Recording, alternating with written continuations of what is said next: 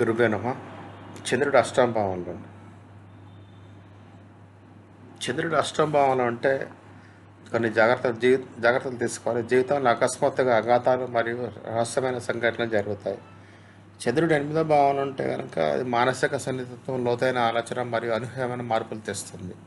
పూజ, దానము, ధ్యానము, యోగా వంటివన్నీ సరైన చర్యల ద్వారా దాని ప్రతికూల ప్రభావం తగ్గించవచ్చు మరియు వ్యక్తి జీవితంలో మానసిక శాంతి, విజయం మరియు సంపదను సాధించగలడు. చంద్రుడు ఎనిమిదవ భావంలో ఉంటే జ్యోతిషశాస్త్ర ప్రకారం ప్రతి గ్రహము, ప్రతి భావము జీవితంపై ప్రత్యేక ప్రభావాన్ని చూపుతాయి. చంద్రుడు ఎనిమిదవ భావంలో ఉంటుంది మనో భావోద్వేగాల మరియు మానసిక స్థితిని మాత్రమే ప్రభావితం చేయదు. అది మన అదృష్టం యొక్క దిశ, డబ్బు, స్థితి, ఆరోగ్యం మరియు సంబంధాలపై కూడా ప్రభావం చూపిస్తుంది. ఎనిమిదవ భావం సాధారణంగా లోతైన మార్పులు, రహస్యాలు మరియు జీవితంలో దాచిన అంశాల ప్రత్యేకంగా పరిగణించబడుతుంది. చంద్రుడు ఇక్కడ ఉన్నప్పుడు వ్యక్తి మానసిక సున్నితత్వం పెరుగుతుంది. కొన్నిసార్లు అది ఆందోళన మరియు భయభావనలకు కారణమవుతుంది. ఇది జీవితంలో అనూహ్య పరిస్థితులకు మరియు అకస్మాత్తుగా మార్పులకు సూచనిస్తుంది. ఈ పరిస్థితి యొక్క అంతర్గత శక్తి మరియు పోరాటాన్ని పరీక్షిస్తుంది. ఎనిమిదవ భావంలో చంద్రుడు వ్యక్తి లోతైన ఆలోచన మరియు ఆత్మ పరిశీలన వైపు నడిపిస్తాడు. సరైన దిశలో ఉపయోగించుకుంటే వ్యక్తి తన భావోద్వేగాలు మరియు ఆలోచనల సమతుల్యతను పొందవచ్చు. కానీ ప్రతికూల ప్రభావం అంటే మానసిక అస్థిరత, అవాంఛనీయ ఒత్తిళ్లు మరియు కుటుంబ జీవితంలో గందరగోళం ఎదురవుతాయి. అందువల్ల ఈ పరిస్థితిని అర్థం చేసుకోవడం మరియు దాన్ని అనుగుణంగా చర్యలు తీసుకోవడం చాలా అవసరం. ఎనిమిదవ భావంలో చంద్రుడు సానుకూల ప్రభావాలు, అంతర్దృష్టి మరియు లోతైన అవగాహన. ఈ భావంలో చంద్రుడు వ్యక్తికి జీవిత రహస్యాలను అర్థం చేసుకునే సామర్థ్యాన్ని ఇస్తాడు. వారు పరిస్థితుల వెనుకగా ఉన్న కారణాలు మరియు భావోద్వేగాలను అర్థం చేసుకోగలరు. మనసు యొక్క బలము మరియు సహనము. కష్ట పరిస్థితుల్లో కూడా వ్యక్తి ఓర్పు మరియు ధైర్యం చూపుతాడు. సృజనాత్మకత మరియు ప్రత్యేక ఆలోచన. ఎనిమిదవ భావంలో చంద్రుడు కళ, సాహిత్యము లేదా ఏదైనా సృజనాత్మక పనిలో కొత్త దేశం చూపించే సామర్థ్యం ఇస్తాడు. డబ్బు మరియు ఆస్తి అవకాశం.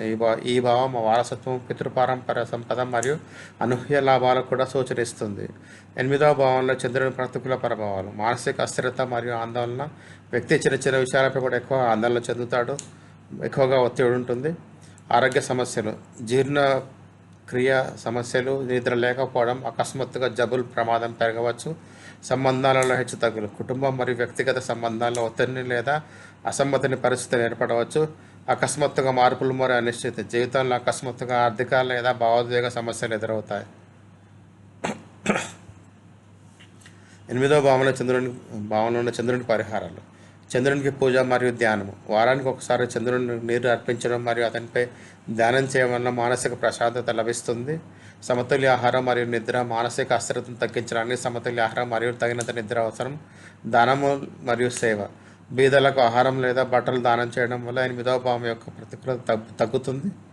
సకారాత్మక ఆలోచన మరియు యోగా. నియమిత యోగా మరియు ధ్యానం ద్వారా మానసిక సమతుల్యత నిలుపుకోవచ్చు. రాహుకేతు మరియు చంద్రుని కోసం మంత్రం ఓం చంద్రాయ నమః జపం మానసిక శాంతి మరియు అంతర్గత శక్తిని పెంచుతుంది. జీవితం యొక్క ఎనిమిదవ భావం యొక్క అనుభవాలు. ఈ భావంలో జన్మించిన వ్యక్తులు తరచుగా లోతైన ఆలోచనలు మరియు ఆత్మ పరిశీలన వైపు మొగ్గు చూపుతారు. వారు రహస్యాలు మరియు కనిపించని అంశాలను అర్థం చేసుకునే సామర్థ్యాన్ని కలిగి ఉంటారు. అయినప్పటికీ వారు అకస్మాత్తుగా మార్పులు మరియు అనూహ్య పరిస్థితులకు సిద్ధంగా ఉండాలి. సరైన దర్శకత్వం మరియు చర్యల ద్వారా ఈ భావం యొక్క సానుకూల ప్రభావం జీవితంలో లోతైన విజయం, మానసిక శాంతి మరియు సంపద రూపంలో చూడవచ్చు. ధన్యవాదాలు.